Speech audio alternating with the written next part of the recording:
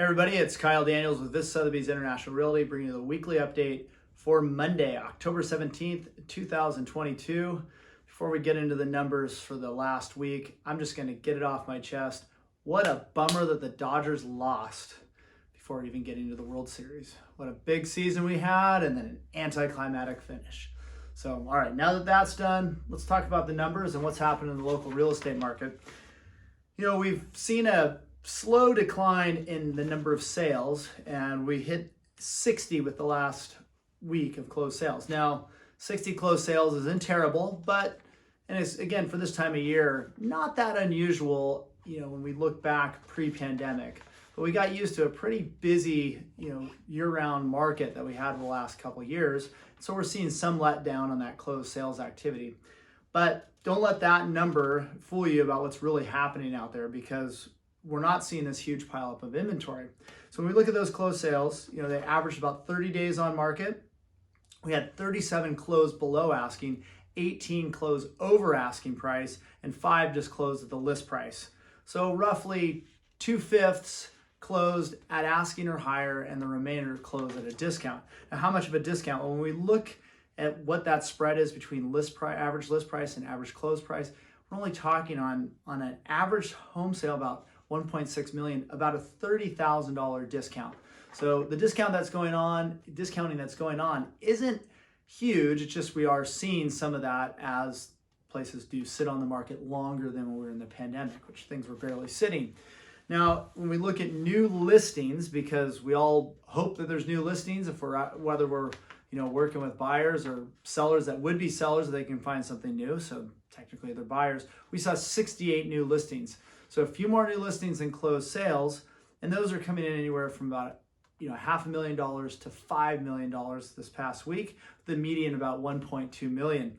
But new escrows outpaced those new sales so we had 69 new escrows, and those took about 30 days on the market before they went into escrow. So we're still matching new listings with new escrows and closed sales. Now we do have a few fall off the market, or fall out of escrow and back on the market. There are about 10 of those this past week. So again, we're not building up a ton of inventory, because when we look at one more number, and those are the number of canceled listings, we had 17 this past week.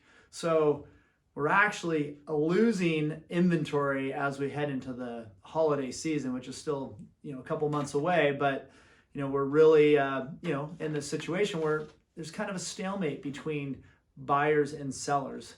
Sellers saying, well, I don't really have to sell, so I don't necessarily want a discount, and buyers expecting a discount. I've said it before, you'll read about it, and buyers are pricing into next year while sellers are looking at the beginning of the year, and we're trying to find that happy medium in between. Last number we track are the number of changes in prices. Now we saw 56 listings drop their price. Again, so there's a lot of sellers that are holding strong in the market. And the belief is, with such little inventory, we're talking about around 2 months supply throughout the South Bay, that, hey, if I don't have to sell, I'm not going to just give up my pricing, and I'm going to hold my ground, because buyers don't have a lot to choose from. I don't blame the sellers for having this mindset. And what we're going to see here as we go closer towards that end of the year of, if there's a real seller out there that needs to be done before the end of the year, hey, we're going to probably see some of those price drops on those properties that have been sitting. If you're a buyer, this is a great time to get out there, get creative. There's some really interesting things you can do. You can buy down your interest rate. In fact, that interest rate buy down can come from a seller credit. So I ran a scenario on a $2 million mortgage. You could drop your interest rate by a half a point or so, with about a $40,000 payment on that. That can come as a seller credit. Even if you pay higher price and then get that credited back, it ends up saving you about $400 a month in your payment, allowing you to qualify for more loan than if you went for that higher interest rate. And that half a point adjustment ends up saving you about $400 a month on a $2 million mortgage. So there's some little things that you can do to improve your position if you do need to buy right now. Now, when you're trying to buy, let me just cover this one idea.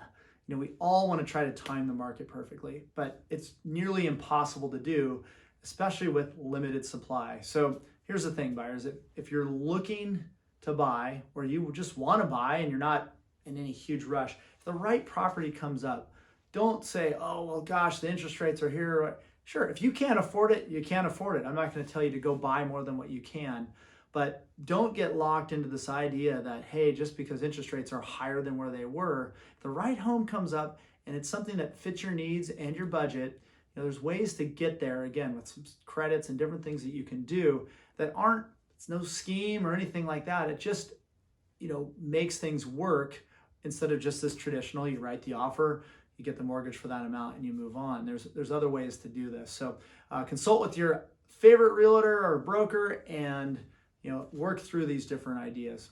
If you have any questions, please reach out. Thanks for watching and have a great week. Dodgers, we'll see you back in 2023. Thanks.